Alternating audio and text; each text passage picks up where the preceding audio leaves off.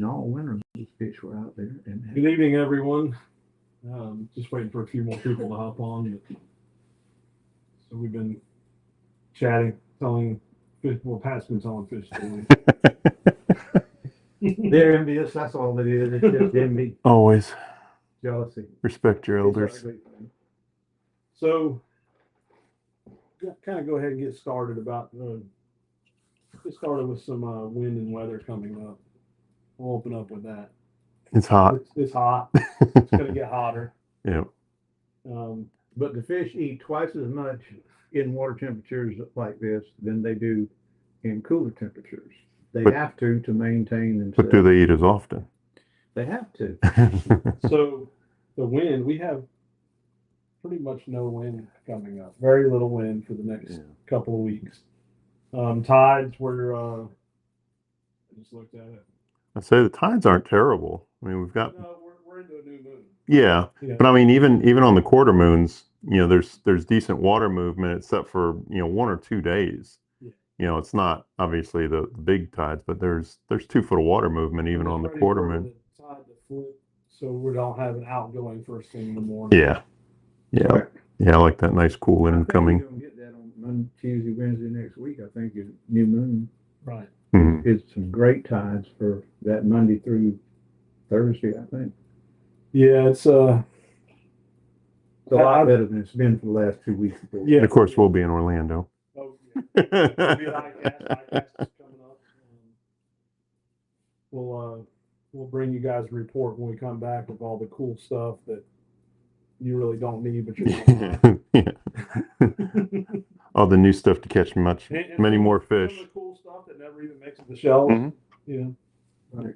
But Yeah. um, The one thing this past week that was a little bit different was the storms in the morning.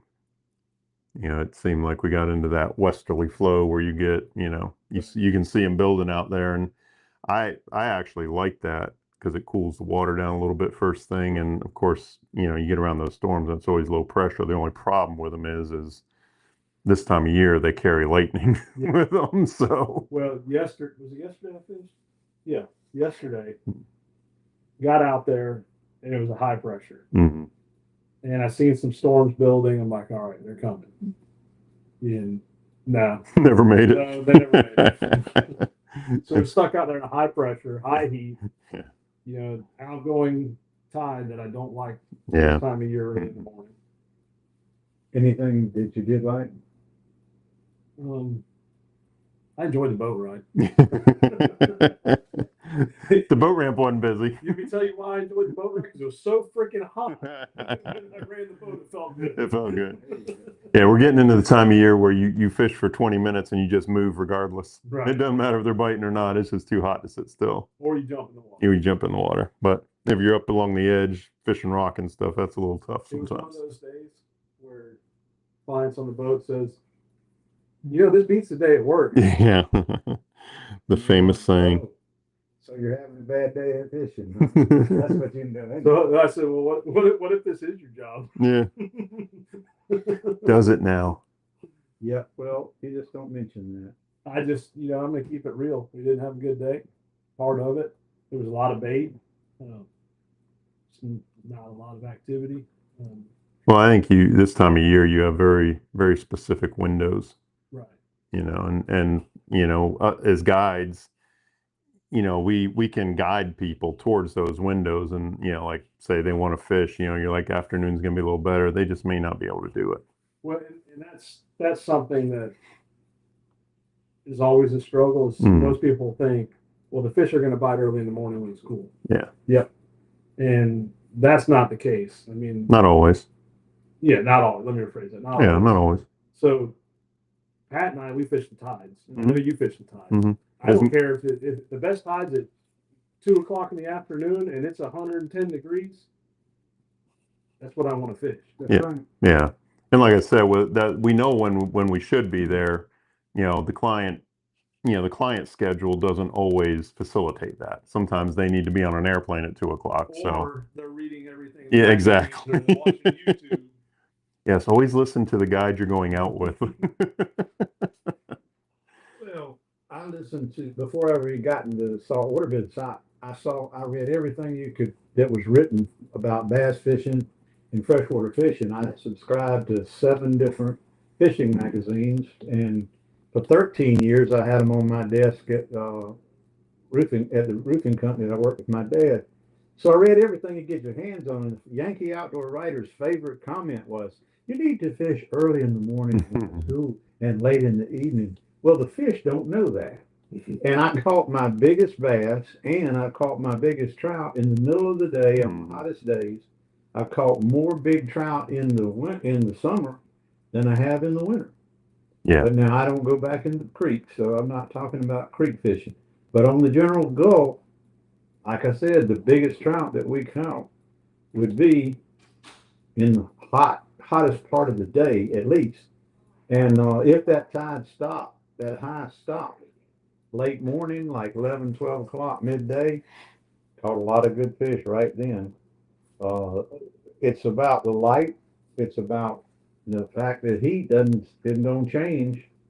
That water temperature might change 3 or 4 degrees all day, Mm-hmm. and it's going up. It's not coming back down while it's day. So you got to choose your tide day, as you say. And incoming is always better in the summer because that's where that bait is, chasing the rocks and trying to hide and not going to stay out there on that open flats. That bait, those schools of bait are going to come in and, as you call it, or Evan likes to call it, structure. Mm-hmm. And that's where those fish are going to be. It's not going to be a lot of fish in any one place, but you got to stick and move. When you find a few, you don't expect to limit out. Yeah, and remember what you caught them on. It's like yesterday. I mean, through everything I think of. But I fished from a foot of water to 10 feet of water, trying to make something happen.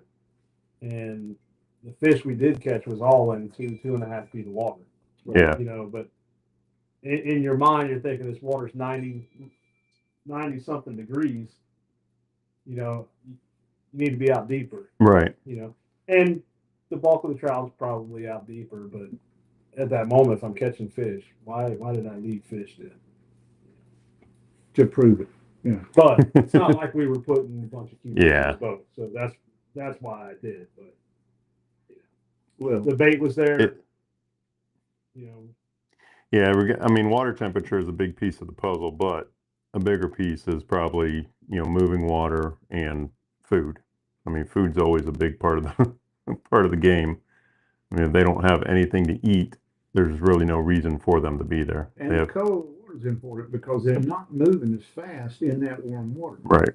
They are lethargic and they are not moving. They'll eat, but they're not aggressively trying to take the rod out of your hand. Right. So if you know that going in, then you change your presentations and you slow down your action. As I say, fishing is act, react.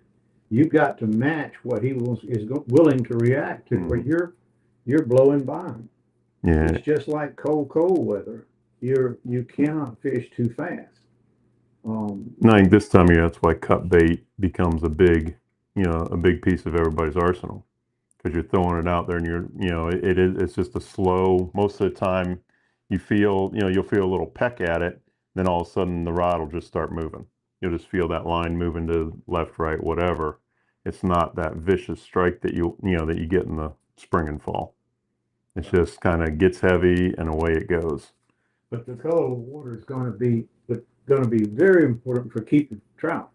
Because if they don't have something to hide in, they're not going to move around, even though they may be present in that shallow water. They're not going to move if that water is just as clear as it is right there at Keaton. Yeah, I was fishing stain. Mm-hmm.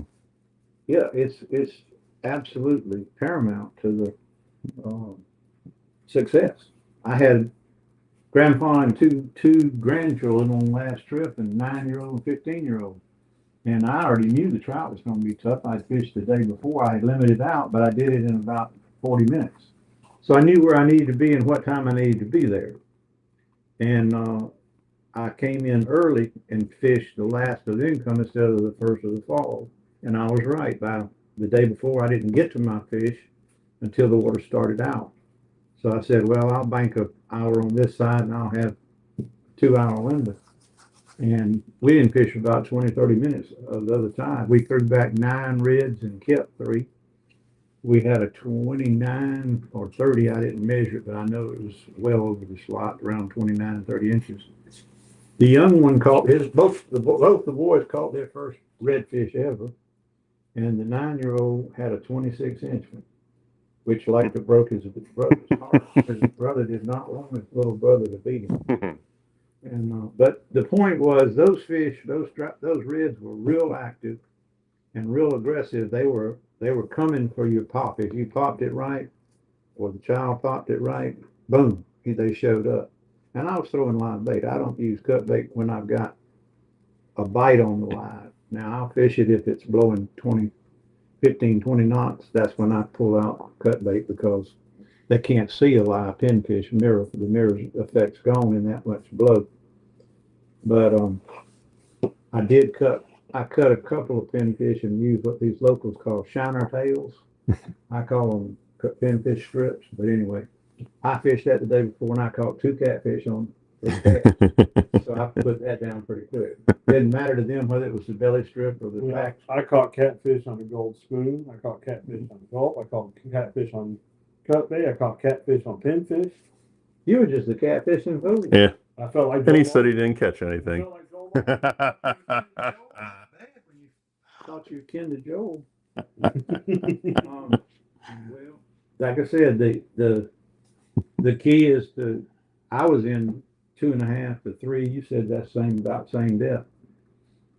That's accessibility. That's arm's reach, as I call it. That trout's willing to go just so far away from himself and swing and eat, and he's not going to move 10 feet. And that should cut down your patience. That should cut your pause or wait time in half.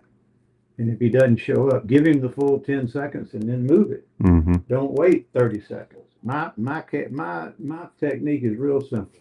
It's pop it, count to 10, pop it, count to 10, pop it, count to 10, 30 seconds. I shorten that to 20 if I'm fishing, if I'm scouting. And Billy and I used to fish live pinfish year round. We cut 1/3 of that time down to 20 seconds. If you fish regardless of gulp or whatever, cork or no, and you'll fish slow quickly, get out of there, go to the next, you're going to find more bites. You're going to get more bites. You don't slow down when it's slower, you speed up. Right. You cover more water. Right. You got to put the bait in the water more often. Mm-hmm. And that coverage is about their ability to how far they're going to move. And if you're counting when you're waiting on your pause, whether it's a stick bait or whatever, and you get all your bites in the first 7 seconds, then 10 seconds is all you need. Mm-hmm. If you can't get a bite on the second set of whatever you're doing, you really got to ask yourself why you're doing 3 sets for 4 sets. I just asked myself, why in the world am I out here burning? If you guys really want something to eat, we can dive over the side and get all you want. It feels like late August. Yeah, it's hot. There's no doubt. But I mean, it wasn't unexpected I don't put much faith in our weathermen, but, we were supposed to be in an El Nino pattern, which typically it's warm. It's usually warm and dry. I don't know what Usually we're pretty warm. yeah. It just, it means very hot. The direction that it's just the jet stream. Moving, and where it's bringing the Moisture from. I just thought it was all the solar panels they're going. Yeah. Yeah, you can blame it on that. It's all the reflection. Well, Scalloping has been great. I'll say That, yeah. Oh my gosh, they're thick this year. I've been scalloping all my life. We both grew up in Pasco County, and we were both there before they closed it down. And this is remnants of what it was like then. It's insane. Yeah. We went today, and we were in 5 foot of water, and literally you're diving down and there's 8 or 9 every time you drive, dive down. Time. I'm hearing it from, even Crystal River is doing well, but from Steenhatchee north all the way, even over in St. Mark's, I'm hearing the same thing. So, I mean, we had a really, really good, scallop spawn, I guess, last year. And Yeah, it's and the water quality, the clarity is, especially south of Keaton, is really good. I mean, it's gin clear. I mean, we were tarpon fishing a couple days ago, well, about a week ago now, and I mean, you could see the fish from 100, 200 yards. Yeah, you could see them. I mean, the water is just gin clear, and I think that's, when we went out there, you're just idling along and you're just looking down. I mean, you wouldn't even need a mask. I mean, you could take a long handled dip net and just dip all you wanted if you wanted to. in fact, I'm probably gonna go out tonight. Way to beat the heat. Side of the airboat. Yep. Well, the reason that's going on is we're close to 30 inches on a 30-inch drought. We're missing 30 inches of rain, Hmm. and salinity, salt, makes the water clear. Mm-hmm. The more salt you have, the clearer the water, because the salt molecules don't allow the debris that does get in there to stay, and it drops out. It falls out. It as sediment, and it clears up faster. But you think of the reports we've had from some crabbers about where they're crabbing and how far the fish are up certain creeks and rivers, and what you realize is that salt water is why we're having a boom of scalloping. Hmm. Instead of those scallops coming in and stopping and slamming on brakes in 8 and 12 feet of water and spawning out there, they're all perfectly happy in that it's not temperature to them, but they don't care. They're perfectly happy in that salinity, and they just kept coming in. Yep. So you got this boom that was created by the lack of Rain. And there's still a bunch out deep, because I talked to Yeah. one guy, he was out there in 11, 12 feet of water, and he said, All you want. it's good here, Yeah. go out there. Right. Well, something put together for a good spawn last year. Maybe it was the fact that water stayed warm so long. And probably less pressure, because there wasn't nearly the pressure on them last year. Right. It was the year after the storms, and we were still, especially up here. Yeah, Yeah. we were bereft of lodging for Yep. people, and they hadn't put the infrastructure back together at Steenhatchee or Keaton. Yeah. So yeah, that's probably part of it. They are back this year. But there's a lot more scallops out there than they could have picked up last Oh yeah. year. Yeah. There's. They are.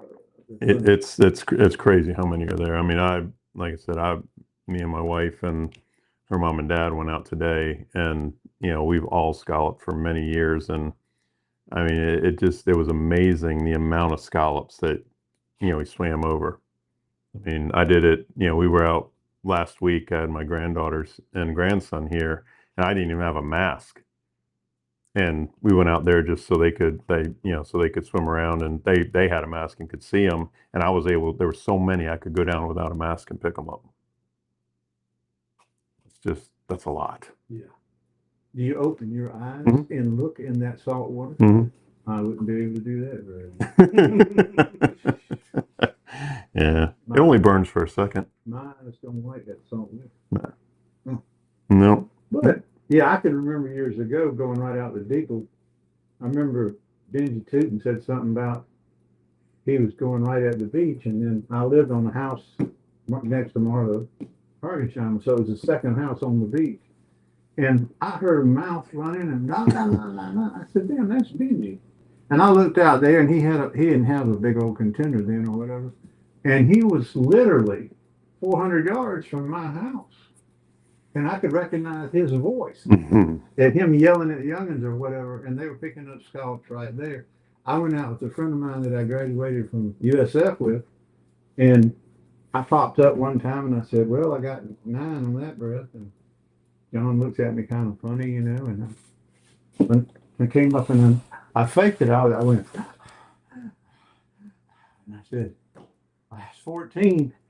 And he looked at me like, "No, you're not going to beat me." So he goes, and I watched him, and I counted, and he was like a minute and a half, and he came popping up, turned blue and red and yelling and everything else. And I said, "Well, John, how many did you get?" He said, "I got 15. I said, "That's remarkable. I've never gotten over 9 or 10. I didn't just agree with it, but we were right out there at the Deagle Rack. Yeah. We were in 4 foot of water. And we never got over 50 feet from the boat. and we had, and back then you could have five, count them, 5 gallons per person. Hmm. And we had them in under an hour with 4 of us in the water. But anyway, I'm glad they're out there. Are they gut size coming up? Or Oh yeah, They're getting bigger. Yeah. Yeah. They were, they they were were, small. Yep, they were Sure. small. But, Yeah, and there's still some little ones. There's so many of them that, hopefully everybody's picking through them. But there's still some small ones in there. But in another week and a half, 2 weeks, I mean, they're all going to be, nice, good ones, nice big ones. Yeah. That's when I'll go again. Yeah. That's probably when we'll head back out when we get back not next week, but the week after. Well, Oh. that sounds good. Have you been reading anything on iCast for some of the stuff coming up? You have any anticipations or I have not. stuff you want to look at? Yeah, I've had a couple of things, just sponsors that, I haven't, we have. I know Miralure's coming out with a new Yeah, Twitch yeah, bait. Yeah, I'm excited to see that one. I've seen some preliminary pictures of it, Right. but I haven't actually seen or held the bait or anything. So, and then, there's a company we work with that we're going over there with. DS has some stuff coming out, and just it's kind of with iCast anymore. It's kind of like old home week. Like it used to be like the old shows. You went and seen everybody that you hadn't seen for 6-8 months, and the first couple of days is just going around seeing everybody. But it's always in this industry, it's always good to have those connections and friendships because We do have they come in handy. we do have a couple of meetings to attend. We got Mhm. one that we're attending with the FWC to talk about some with the Florida Guides Association to talk about some licensing Yes. structures. Got to give credit to the Florida Guides Association for making this happen. It's And this isn't just about guides. This can impact all fishermen. Yeah, it can. I mean, it has a big bearing on guides on a couple of things they're wanting to do. But yeah, it's with licensing in the state of Florida for fishing. So it has to do with everybody. So, Appreciate the Florida Guides Association for that. And we appreciate the FWC for being willing to yeah, talk. at least listening to ideas before they make decisions. So that's a big one. And then, Why did they feel the necessity to change the licensing stuff? money. Yeah, it's revenue, but there's ways they can do it. And that's, why they've reached out that can actually benefit guides and the recreational fishermen. And I think at most everybody that's fishing knows about the debacle when they shut the online out of state fishing on how that went for them. And they're very desperately trying to avoid Dylan that. Hubbard- Yeah. Dylan Hubbard, the president of Florida Guides Took that Association, bull right by the horns. He did. He grabbed a hold of that. And, Yeah. And twisted hard. yeah. Yeah, no, but they're He's not a guy you want to grab your head. no, no, there's not many people I look up to when I walk in a room. He's one of them. He's a big boy, but he's also very intelligent and he does a good job running the association. But like I said, I think FWC, the commission, wants to not go through that again. Not that it made them look bad, but it made them Look bad. It did make them look bad because they had to definitely backstep. That was a And big quick. mistake. It was a big Yeah. mistake. Yeah, so It was an error. yeah, and then there's another meeting with the This is regarding some stuff here locally within the Big Bend. mhm. I don't really have much to share on it yet, but when we come back, Yeah. some good news. We did meet myself and a couple others with the Coastal River Alliance. Big Bend went to the meeting with GP and DEP with the permitting process for the Mhm. discharge. And part of that is I met with a representative of GP and, I expressed some concerns regarding the Finn Holloway boat ramps. This past Tuesday, they repaired those boat ramps. Outstanding. And they cleaned up the parking lot. Have you Not been- only did they clean up the trash, but they graded the parking lot. Did you go down and see it? I haven't yet, Yeah. but I did get a report from Eric Woods Crabber. Nice. So he saw him down there working, Good. and the Peterson Landing. One of the issues there is that boat ramp had whenever they rebuilt that, to put the pipeline, Stop. put a stop, and so you could only back down so far. Well, and then someone piled rocks at the stop, And then people were going over it, their axles Getting were hanging stuck. up. So that stop has been removed. Darwin was a very intelligent person. He was. Another wizard. Yeah. Yeah. So that's good. They Yeah, I mean it's stuff that's definitely needed, especially for everybody that uses those ramps. I mean, they don't get a ton of use, but they get their share, and it just makes it when the especially when the parking lots are in such bad shape, it cuts down on the parking because nobody wants to park in the middle of a big giant mud puddle.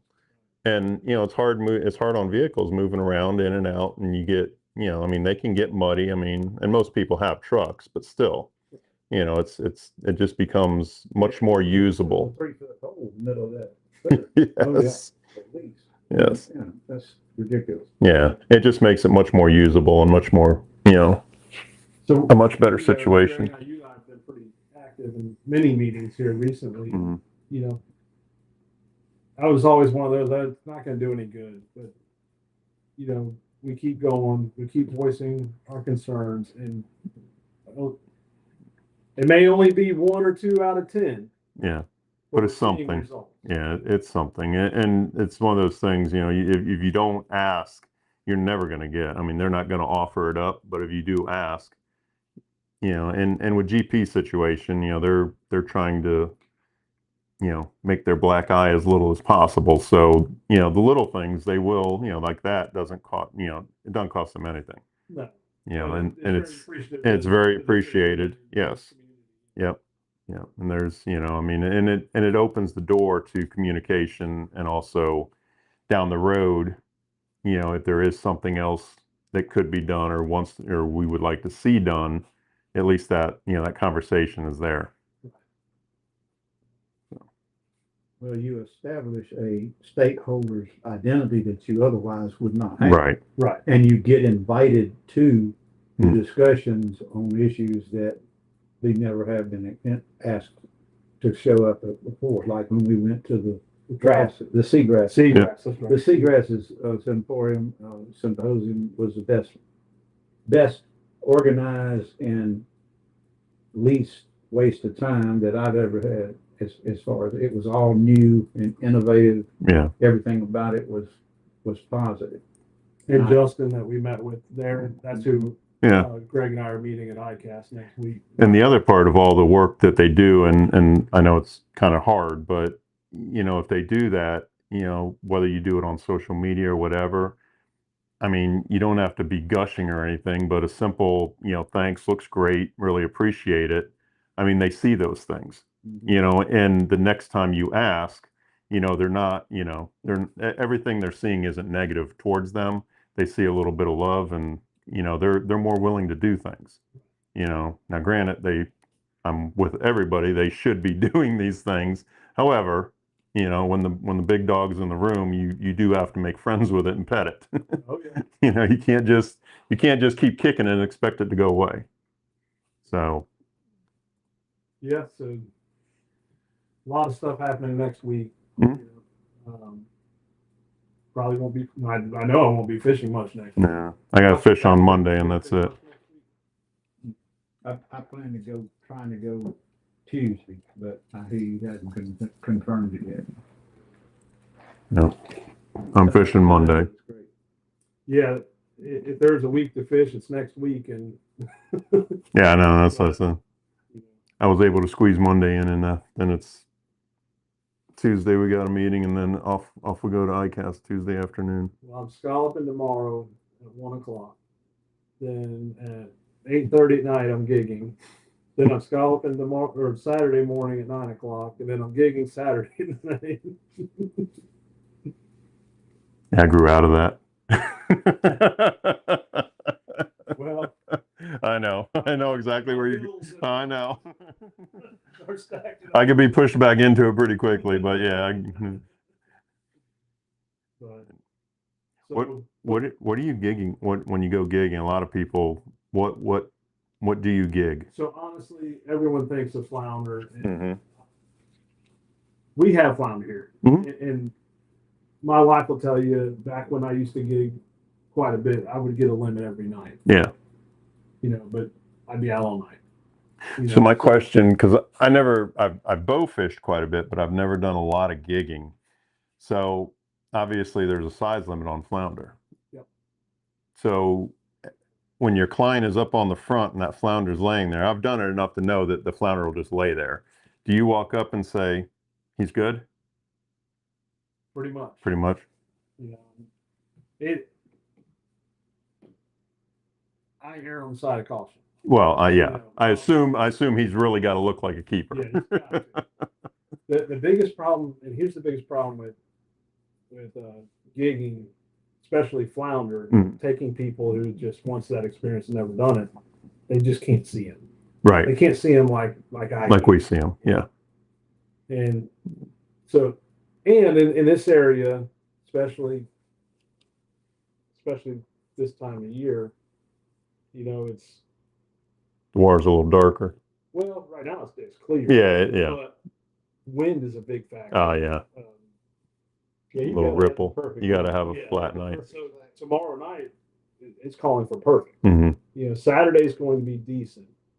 Sunday right now is questionable. So my next question would be, and it's for my knowledge, but it's for everybody that's saying, "Oh, I want to go gigging." When you see a flounder down the bottom, does he look bigger than he is, or does he look smaller than he is? He's magnified by Yeah, he Okay. looks bigger. Okay. about 15%. So a 12-inch flounder could look, or a 10-inch flounder could look like a They keeper. can, and that's why I said But they got Gotcha. 14. they Forget got to be 12. 14 I now, know. It's 14. And they're closed in November. And which is the best time to fish for 'em. That's an insane. Well, you were there.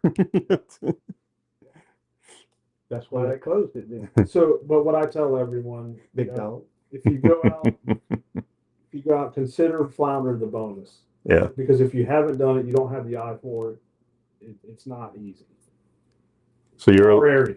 allowed to what? Sheephead, black drum, Sheephead, black drum, flounder, mullet, mullet. I've had people want to stingrays. stingrays. Yeah. Yeah. And stingrays are good to eat. They are good. And is there so I don't there's no size limit on stingrays, is They have to be under 100 pounds. there?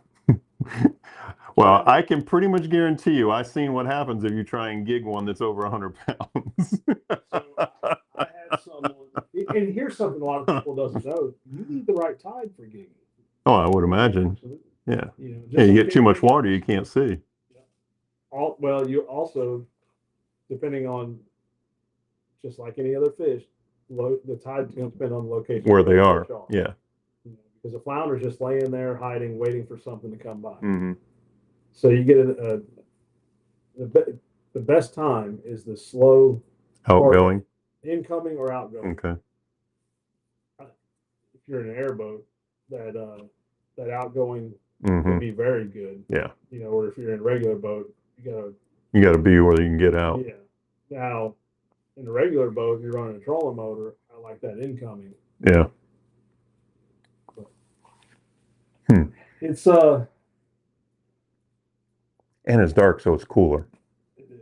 Sometimes it's a lot cooler than you think it would be. Yeah. I get cold easy anyways. Well, and it's kind of funny because not a lot of people we realize it because we're on airboats quite a bit, but just idling with the airboat, letting that fan just turn, just whoop, whoop, whoop, pulls a lot of air Oh yeah. past you. And even though there's no breeze or anything, you will feel that, because I mean, it is cooler at night, but it's still humid and it's still 80 degrees. So it's still warm. So that little bit of breeze that fan brings past you, definitely helps out. Yeah. So probably gonna go when we get done tonight and go out and piddle a little bit and do a little scouting. I mean, You get out of the boat or you gig from the boat? from the boat. But that's harder for some people too. Mm-hmm. It is. Being in the water with them, you get to where you see them better. Once you see a couple of them, then you Now, a guy I used to work with at the mill, they go out in an airboat, but they walk beside the boat. Mm-hmm. I think you get it's easier to be accurate. Yeah, we used to. Years ago, if I stopped, I would have said his name. There was a boy that lived down there, and he went a lot, and he would have 25 to 35, 40 flounder every time. And when you looked at his fish, every single one of them had one hole within 3/8 of an inch of every other one on that body where that eye was. He knew exactly how to kill it where the brain was, and he stuck every one of them exactly there. And he said, people, and I never will forget, he said, people think this is a Tarzan movie. And we aren't throwing spears. He said, you just pin them down. Mhm. And he said, I get them all in the same place. Because I'd asked him, how can you be that accurate? He said, Pat, you don't throw the spear. You just Stick it. save him with pinning down. And he said, it's real easy. Well, that's the biggest mistake people make. The reason why they miss them is they'll get it right to the water, and then they'll try. Yeah, to they'll try and jab them. Yeah, just like I don't know if you ever been Frogging. Yep, same Yeah, thing. People do the same thing frogging. Yep. They try and stab them Yeah. instead of just going right down on them. Just That's the spearing thing. They want to get, and they should just, get over it. You're talking about stingrays. So one of the last Sting.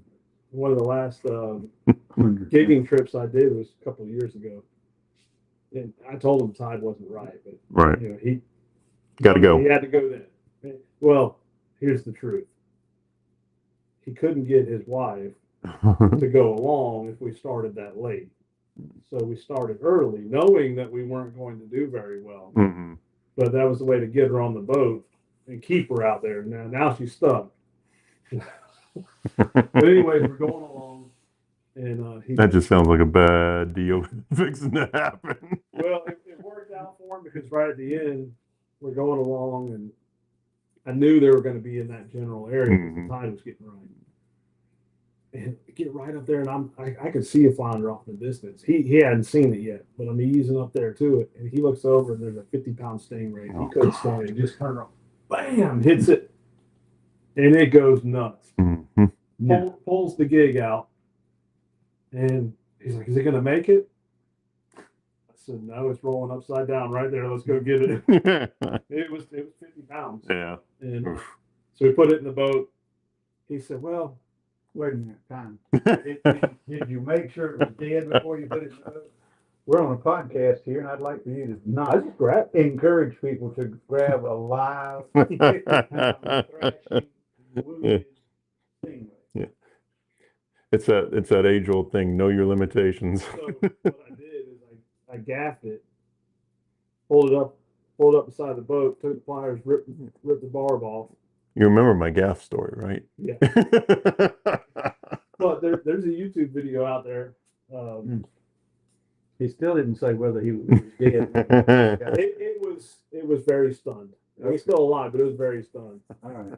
So there is a YouTube video out there. We were shark fishing, and he caught a 100-pound stingray Mhm. and got into the boat. It was 98.9 100 pounds. So, anyways, get in the boat, gaff it, and this thing, I mean, it's got a lot of life. But something had ate its tail off, so there was no barb. Yeah. No concern. But let me tell you, I don't know if you know how much a stingray bleeds. No, 100-pound stingray on your boat. yeah, you'll have a gallon of blood in it real quick. Billy Henderson said water temp's 93 degrees there. That's Mhm. it is here. Yep. And that bite is, he said, bite stuff, and it is. Yeah. I mean, it's the same, like Pat said earlier, it's the same if you go the exact opposite. I mean, just you're fishing in the wintertime and you get those temperatures down the low 50s, mid 50s. I mean, same thing. They're lethargic. They don't want to really move a lot. And, then they're trying to stay warm. Now they're trying to find cooler water and stay alive. Yeah, but, I've had some of my best days in the summertime, just Yep. like Pat said. Yep. Typically, it's decent in summer. Yeah. I mean, like I said, I think we got so much going on. We are way low on rain. And like I said, our water shouldn't be this warm for another month. So it makes a difference. There's, the bait situation isn't what it should be. But you're going to have pockets and you're going to have windows where everything's right. You might get a rainstorm come through first thing at daylight and cool an area off, and the tide's right and they're going to eat. So the people I took yesterday, that the storm is just north of us. Mm-hmm. And he said, does the rain hurt fishing? I said, while it's raining, it's good. Yeah. So they will eat in that rain. He said, let's head that way. I said, that bright flash. Yeah. That's Yeah. not good. Yeah. Yeah. They won't eat when that hits. Yeah, that's why I said that's the only thing with the rain in this time of year, and it doesn't matter if they're in the afternoon or in the morning. There's a lot of electricity with them, and you really, really got to be careful around them. I mean, wintertime, I don't mind. Spring, spring and fall, they don't bother me as much. But I see those black clouds start popping up this time of year, and you're gonna get some lightning out of them. Yeah, it's showing people how to read the clouds. Mhm. You see it just building. Yeah. You'll know when it's, if you pay attention, you'll know when it's done. Mhm. But what you can't read Is the lightning, is lightning, and it travels a lot further than people realize. and it's a lot farther from the storm than what they realize. I mean, I've had some, tarpon trips down, when I was down in Boca Grande. I mean, we were in the sunlight. I mean, it was beautiful. I could see the storm, and you'd cast out and your line would hover. Oh yeah, I've done that. We did that in Louisiana last year. That's a bad feeling. But I mean, we were 15 miles from that storm easily. Yeah. And Worse, back when we had 8-foot whips on our radio, Oh yes. and that wire would say, yeah, like a rattlesnake, and you'd say, oh, Yep. oh, and lay it down and haul butt. yeah. I mean, how many times have you had the question, somebody holding the rod, and you hear that? What's that zinging noise? Yeah. You'll just hear it just going. The rod's coming, you're already too late. Yeah, that's what I always tell them. I'm like, You can just jump overboard, you might be safe. yeah, I'm just like, lay it down and hang on. Yeah. I had two terrible deals in freshwater fishing in my bass boat. I went to sleep.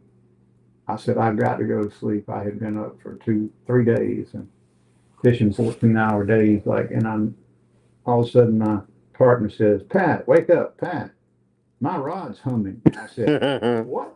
And I'm in my seat, like that. And I went, what? He said, my rod's humming. I said, sit down. And the trolling motor was down. I just cranked it and took off with the trolling motor up, blocked, and took off and moved about 200 yards and then set it back down and eased it down to get that and ran up there to pull that trolling motor, and that lightning hit. And we were literally up against a clay, what they call a snag, and it says snag in Lake Martin, and it blew that metal sign off of that clay bank. It was 10 or 12 feet from where we were. We were fixing to die, and he would say, Pat, wake up, look how cool my rod's coming. Yeah. And then I had one where I just took my boat in Lake West Point and just drove it up on the bank. Just literally drove my boat and ran out of the boat, and the lightning knocked down 2 trees within 100 yards of us. It was popping everywhere, and there's a showers for the camping up there, and we ran into that bathroom where those showers were, and it pops and was going so much we couldn't talk because we couldn't hear each other talk. We went back, and it took us 4 hours to get that bass boat back in the water. I had literally put it up on I wasn't waiting. the pine straw. We were guiding a gator hunt on the Swanee River. How long ago was that, Brandy? Probably 12 years ago. Check the weather, 0% chance of rain. Mm-hmm. Going along out of nowhere, one of the worst lightning storms I've ever been in. And that rain was, it was flooding down. Yeah. And we just knew we were going to die. So finally, I seen the river house, and I literally did like that. I drove up on the bank as far as I could because I wasn't taking time to tie that thing off. Yeah. I was going to drive it up on the bank. And we got up there under the eave of that house, and it just went pow, pow, pow, pow. Yeah. We got to get in this house. And Yeah. I Lightning. did. I just walked over, slide glass door was open. I didn't care. I Yeah. didn't care if I went to jail. I was good in that house. A bullet or the lightning's gonna get me. One of them's gonna. I'll Well, take my you hear chances. the And nail Yeah, I'll take my chances inside. We got to get in. I don't care. Yeah. And I told the other two guys, I said, I'll take the heat if something happens. Yep. We got in there. It passes. Go back out. The boat's sunk. So I'm like, crap. So then I'm like, I don't. This is. It had to have been longer than that. We had cell phones back then. Yeah. Anyway. Yeah, because I called these up. Anyways, I didn't know how. We didn't have like Anything to Google bet. Maps. On Yeah. the phone. No, didn't know where you were. I think you used MapQuest, wasn't it? Yeah, it was MapQuest days. So I didn't know where I was. So I had to go back to this house. I'm like, God. And I'm looking around, and there was a hunting club application laying on the counter that had the address. So I give her the address, and she puts it in the MapQuest, and she calls me. She's like, I'm driving through someone's yard and all. So, just get here. Yeah, it was crazy. So, anyways, it was a terrible storm. So then she had to drive me to get my truck, and I had to drive through these people's yard. To try and get the boat. Yeah, I had because the back end of the boat was under. Yeah. I mean, there was nothing I could do. Yeah. Luckily, I had actually, I think it was a Toyota 4Runner then, wasn't it? Was it? Yeah. Literally, I just pushed it back and got it Let it up. level. I still don't know whose house it was. I couldn't take it back to it if I wanted to. Just put a thank you note. Thank you. You gotta be careful. Everybody's got a good lightning story. I mean, most people have been on the water a lot, have dealt with something like that, and a lot of times out of no fault of yours. You know, I mean, it happens so quick, and Oh, yeah, I mean, now there's times it is your fault, but well, we tried to outrun a storm coming back in from offshore. We put in at Hooters in Newport Richie. Yeah. And we were coming in from offshore, and it was catching us. And I mean, we just hammered down. We hit the channel right there and hit something in the channel. no. It's probably one of Pat's pets. I'd say probably manatee. Yeah, we spun the hub, the prop, and then that lightning. We made it over to Swartzel's. Still house on the water, and that was another one. I got in that thing. Oh yeah. Yeah, we used to leave ours open just for that reason, because if you didn't, they were, somebody trying to get in was just going to break it. Yeah, I So didn't. we always left ours. I called them. Yeah, no, we just always left them open just for that reason. And most of the owners of those, if there was a bad storm, they didn't care. Get on it and get, stay safe. Yeah.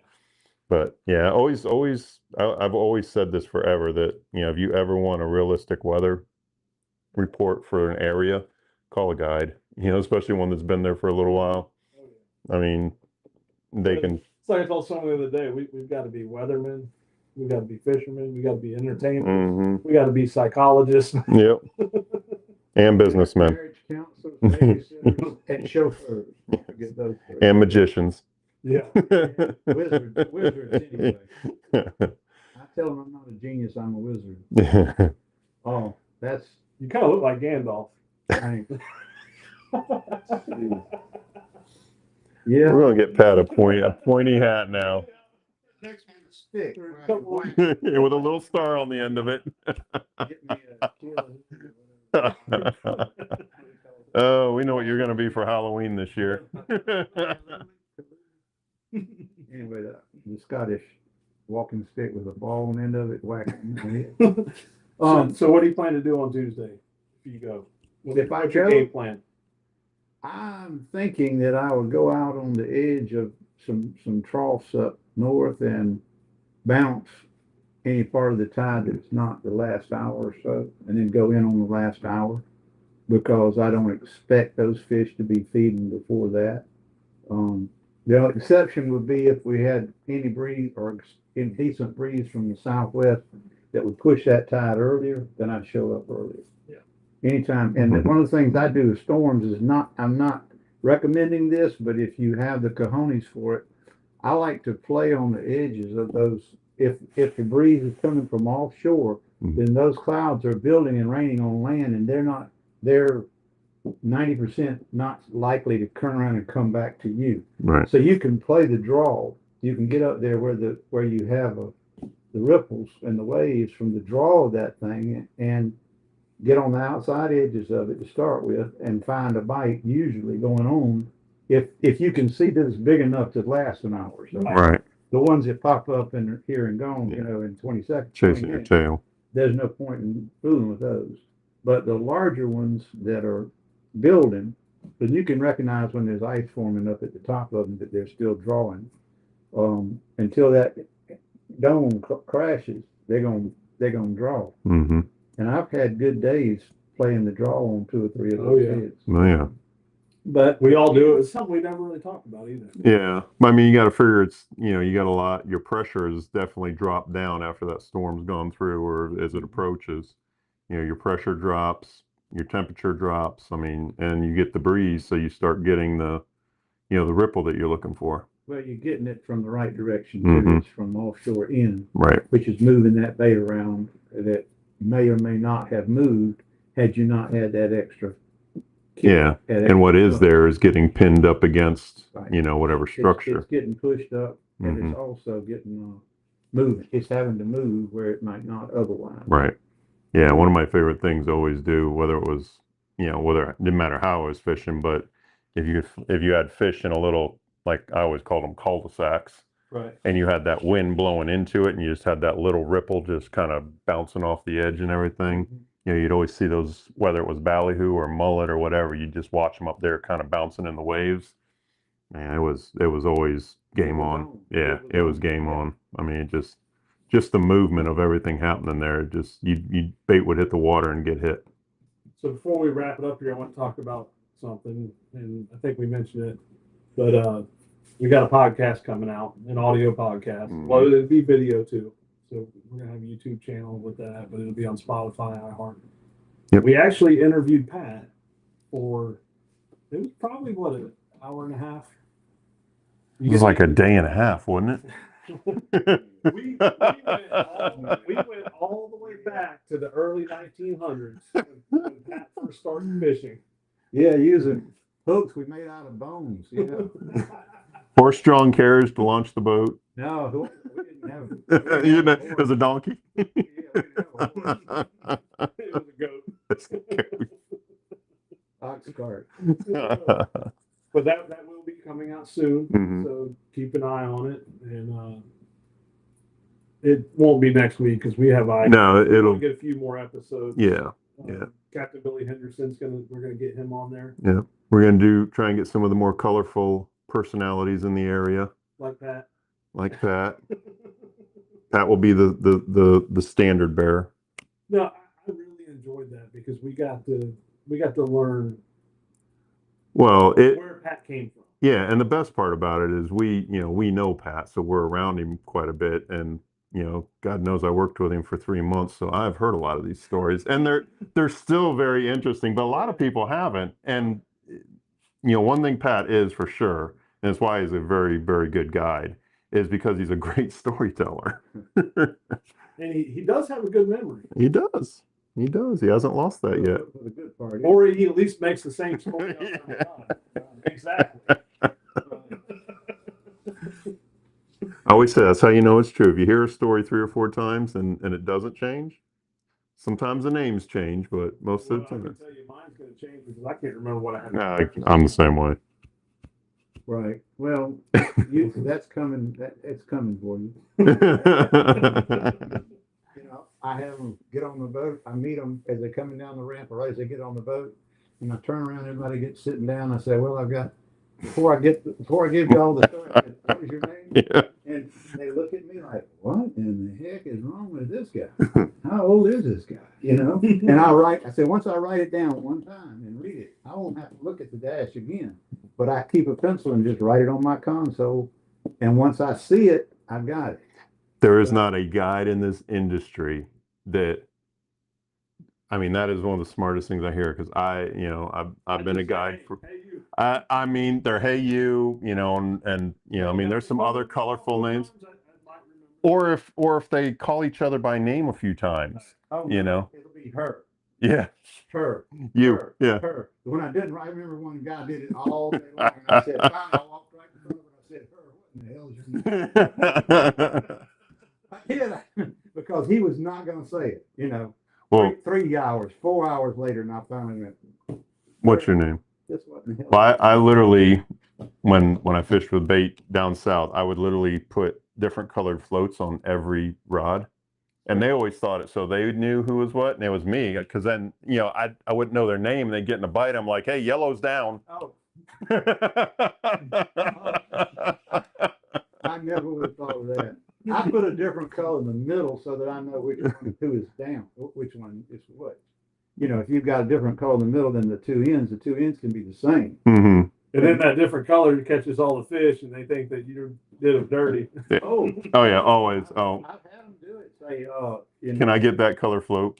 yeah, one old joker, and I mean, he was 80 something. He was a quail guide, and this boy brought him to entertain him particularly. And for some reason, I'd probably done a show, probably been done at the Big Rock shows, because I never got Bill Hall at Precision Tackle to send me green corks. Right. The green was we call it snooker green. You couldn't sell anything but that in Tampa Bay, but up north here, no one would buy one. And for some reason, I had one, so it must have been the display, the sample, table sample. Anyway, this guy says, son, I don't know what I did to upset you and why you're mad at me, but can I get another cork besides this green cork? And I looked at him and I said, do you really think that makes a difference? And he nodded. I changed his cork, and now tell me what happened. He started catching fish. He caught it. He started getting even with the rest of them, and I said, I reached down there and got the green one off the dash, hooked it on the rock thing, threw it out there, popped it, and caught a better trout than he had. And I said, damn, I sure hate I had to use a green cork to prove it. But the point was, they just weren't biting. Yep. And then when he hit it, It was just timing. Those two got a bite, and he didn't, so he didn't like that green cork anyway. Yep. And for all you people that have green boats, I'm going to apologize for this next comment. But Billy Phillip used to tell me he would go to Chicago and take Sportcraft boats up there to sell them every year. And he said, you can't give away a green boat. He said, you can't sell a green boat. And he said, I don't know why. He said, I don't know why it is. But he said, look, my group and his owners at Sportcraft would make him carry one. You know, they had boats from 18 feet to 30 feet. Mm-hmm. And he said, I always had to have one of them that was green. He said, I could sell every boat there. And not Except that green one. He said, that green one, you couldn't give it away. And once in a while, I see a green boat down at the beach, and I go, man. And Carol Smith had an orange, I mean, color of an orange Sportcraft. And I'm not going to go through the deal, but we called the Holsworth that because the engine was bad, and we had to replace all the stringers. The boat had obviously sunk at Shields Marina and must have been sat on the bottom for a year before they picked it up and whatever. And he bought it, and Holsworth, that was the name of it. Well, they went to Mexico Beach. Did you know? Shoot, I can't say his name anyway. Chuck Gilliford. Billy called him, and they needed some bearings. They had run a bearing out of a wheel, and he said, "Man, that's an ugly boat." He said, "That's not your boat, is it, Billy?" Billy said, "No, it's terrible." And Terrell never liked him from then on. And we'd say, "Oh man, that's an ugly boat." It was orange, and it was ugly. Yeah, that I can believe. But green, I don't think you can catch a fish in a green boat. Or a green float. Or a green float. I had a green sea charmer that the hole was at, from the 60s, and we called the hell out of trout on it. They couldn't distinguish it from the grass, is what I used to say. You were camouflaged. But it was not what I call it was a palatable green. Boat. It was a little 14-foot sea charmer, those little tribals they call them. Oh yeah, I remember those. Mm-hmm. Oh, I had one. I had one, and we caught a lot of fish out of it. Yeah. My grandfather had an MFG. If it started raining, though, you were going in. Because you didn't have about that much freeboard. If it started blowing over 10 miles an hour, you were dipping and going in. How much more freeboard than that Yeah, now? you didn't have 4 people and a 40 horse and 2 inches of on the boat. And a Or- 2-cycle on the back saying, Yeah. please start, Oh, please we had a start. little 3.5 Sears kicker in case the 40 quit. I don't know if it would move the boat. I don't think we ever, but we had it. It was there. Little 3.5 Sears. Well, I think we're kind of at a wrapping up point. Yep. Come back in a couple of weeks. We'll talk about all the cool stuff we saw at Mhm. ICAST. Try and get them to give us some to show. Yep. I'm sure we'll be able to do some videos and stuff there. Yep. Yeah, we'll get some pictures, some videos, and And all the interesting we'll come back information. and get a fishing report from Pat. Yep. All right. On how good it was and we missed it. All right. Probably will be, Todd. I mean, I if don't you're gonna doubt it. fish, this will be Next week is going to be a good week. Tuesday. Tuesday will be the day. Yeah, get out there Tuesday. All right, we'll see y'all in a couple of weeks. See you later.